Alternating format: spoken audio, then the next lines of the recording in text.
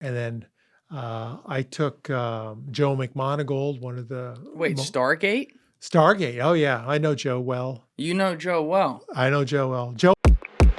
You see some of these like AI movies, short films that are being produced, and Yeah. they still suck. But like the impressive quality of being able to get like some sort of cinematic theme in the lens, having characters, having a real, plot point or whatever, it's Yeah. only going to get better.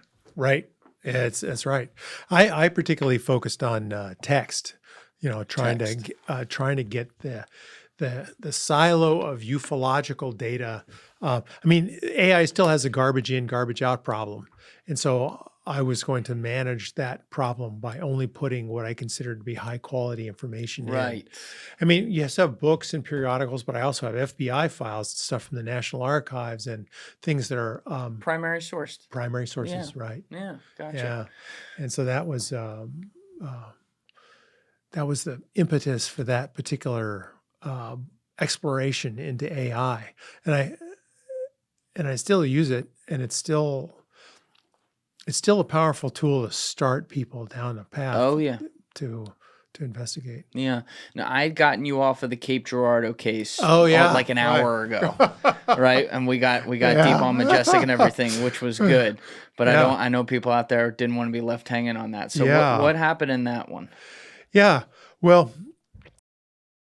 in one of the Majestic documents, there's a mention of the Missouri 41 crash, and Stan Friedman had heard about this case from Charlotte Mann, who is the granddaughter of Reverend Huffman. And Reverend Huffman was a Baptist minister in Cape Girardeau, Missouri.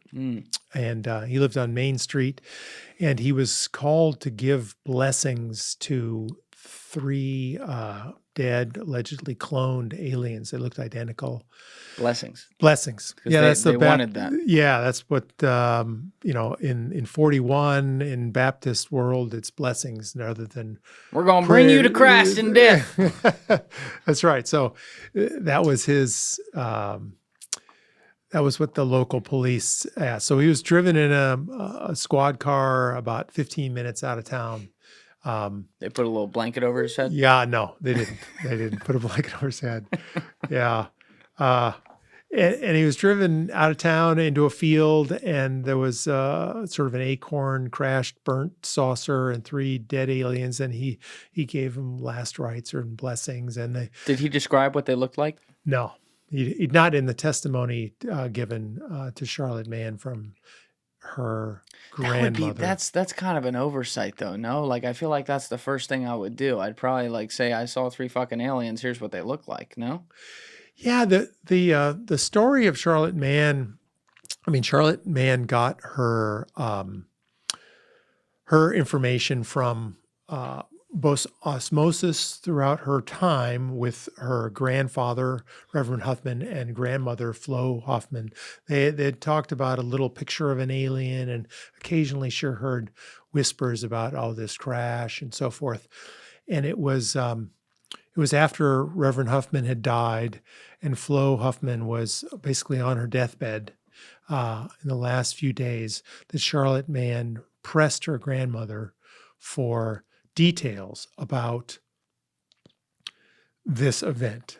And over those few days, she or Flo Huffman provided Charlotte Mann with all these details about the event.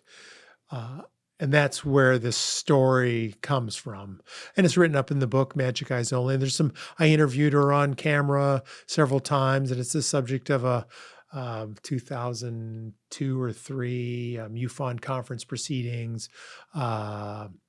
Rich Dolan's interviewed her a couple of times. But anybody that ever talks to her, she's very sincere, very genuine in her responses. And so Reverend Huffman was called out, provided blessings, and then the military showed up and swept up the bodies. Everybody's sworn to secrecy, and it's all taken down to Sykeston base, which was where they trained a lot of World War II pilots, well, which is in Cape Girardeau, which is, I don't know, 30 minutes down the road or so. And Oh, it that's was, why it's called the Cape Girardeau. yeah, Cape Girardeau was where it was at. And and so then you back up and say, well, what investigation did you do, Ryan, to analyze what was going on here? So you have the testimony, you have a document, you have the witness. And so what I did next, and Paul Blake Smith continued on in his book, Missouri 41, that he wrote about the Cape Girardeau event, is that I went there, went to the Baptist church and found pictures of the reverend and the church at the time, and tried to figure out on a map in a 1941 road map, what is 15 minutes driving at certain miles per hour? Imagine you're a police car going and try to identify the various zones or fields that could be the right locations. And then I cross-referenced that with historical aerial photography at the National Archives. So I got 1939 aerial photography and 1942 or 43 aerial photography, and look for places where there's disturbances and try to isolate where this crash could have occurred. And so the fundamental challenge with all crash retrievals is precisely where and precisely when did it occur. And if you have those two clues, you can make a lot of progress figuring it out. So then I went to the National Archives and tried to figure out, well, where was it? And I had a few spots. And then you go back to Cape Girardeau and you discover, well, one of the areas is a housing tract now. And then I took Joe McMonagold, one of the... Wait, Stargate? Stargate. Oh, yeah. I know Joe well. You know Joe well. I know Joe well. Joe Can and we I... get Joe in here? He went on my friend Sean's show. He might ask. We could ask him. Yeah, I would love to. I know him. So, I mean, Joe and I did two investigations together. One was we went to Cape Girardeau, Missouri, into a target field that we had with metal detectors trying to find where the crash site was. And for context for people, Joe was a remote viewer. Yeah, he was projects. Stargate and Grill Flame. I would say Grill Flame. Grill Flame. That was the other. And so the three best remote viewers in the world, to our knowledge, were Pat Price, Ingo Swan, Joe McMonagle. Yeah. And Pat Price and Ingo Swan are both dead. Come on, Joe. Let's go. Oh, that's right. He's down in Virginia, I think, near Charlotte. That's dangerously close. Yeah, he's in Charlotte. Charlotte. Get him here easily. Yeah. Him and his wife, Scooter, they're at the Monroe Institute. But he's sort of retired. But we went there and we tried to find where the crash site was. And we weren't successful. We found a few horseshoes and other things in these various fields, but we weren't able. I'm sure the wreckage was sort of all picked up effectively. Yeah, you're going there way Yeah, after. and then you look for the fire department logs. You could go to the fire department and find the historical logs and look through 1941. And so this is how you investigate a crash retrieval. But if Joe was investigating this with you, is he trying... I would imagine, I'm using my imagination here, like he's trying to use his remote viewing skills. Well, yeah, we did some targets. We had some targets where we thought they would be, and then we went on ground truth and so forth. You're not always successful, but we did work on that. I have his report, I'm sure, someplace. So this was, and then we actually, speaking of Joe continually, we also investigated another event in outside of Death Valley. It was I can't remember the date, but anyway, we went there and we searched around with metal detectors and did some psychic work, and so there was a few adventures with Joe.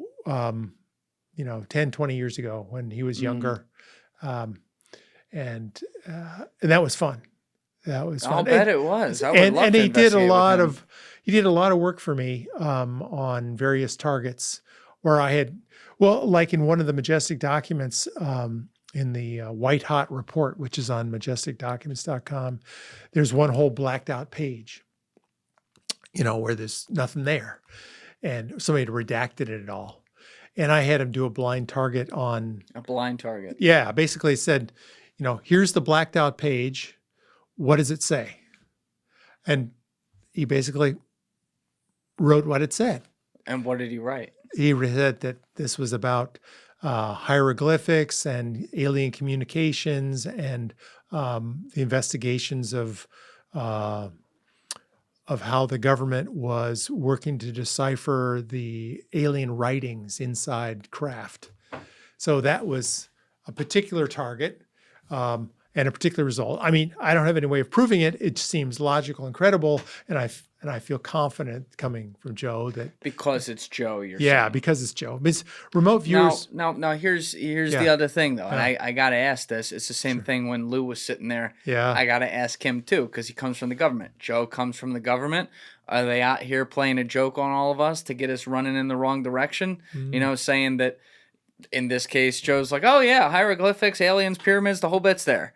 You know what I mean? Like, I'm not saying the guy is not credible as a remote viewer. He may very well be. It's a very strange subject matter. I mean, that's why I'd love to talk with him. But do you ever worry about, him maybe not doing the Lord's work and maybe doing daddy government's work? No, not. I haven't. From my personal interactions with him, he's always been a straight shooter.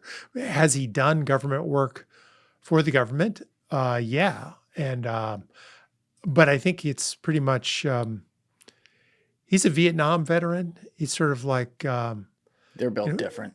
They're sort of like, fuck you. Yeah. And, I don't think he's manipulatable there. And so he's done a variety of projects for me that have been impressive, stunningly impressive at times. And I've used other remote viewers for various tasks. Like who? Ed Dames, a name that you probably never heard of. He's probably gone away and sort of he was also part of the Stargate program. Paul Smith has done, Skip Atwater. I mean, just name people that have been in the program before. So there's a variety of remote viewers that are talented. But my conclusion on psychics, I'm sorry, go ahead. Yeah, my conclusion with psychics is that you really need to hire and find the very best people to work with, because it's a signal and noise problem. And if you don't get good signal, you're going to get a lot of noise. Yeah, I'll fully admit, I get really skeptical of stuff like this. Now, listen, when Joe went and talked with Sean and like you look at that guy's career, it makes you think twice, because this isn't like the old lady on Main Street in a wearing a gypsy cap or something. Yeah. So you do wonder about it, but also how when you look at like Stargate allegedly being disbanded, and I want to say like 2003, but fact check me in the comments, people. It was allegedly like 2 decades ago. They said like, oh, it's gone. Do you really think that if the government had that, they'd actually get rid of it? I feel like if they did in fact have it, and they might have, and this was like a real thing, and these guys like Pat Price and Joe could really do this, they got it. It's like, yeah. We'll never do that again. Of course they're fucking doing it. Yeah, I agree totally. Yeah. I mean, you would never throw away an intelligence tool like that. Right. Now, it's just one of many sources that a CIA analyst would use. He'd use overhead, he'd use human int, and he'd use all the tools. And there's the psychic input too. Yep. So on intractable problems, it's very useful. Watching the video, guys. If you haven't already subscribed, please smash that subscribe button and check out this clip's full podcast episode by clicking here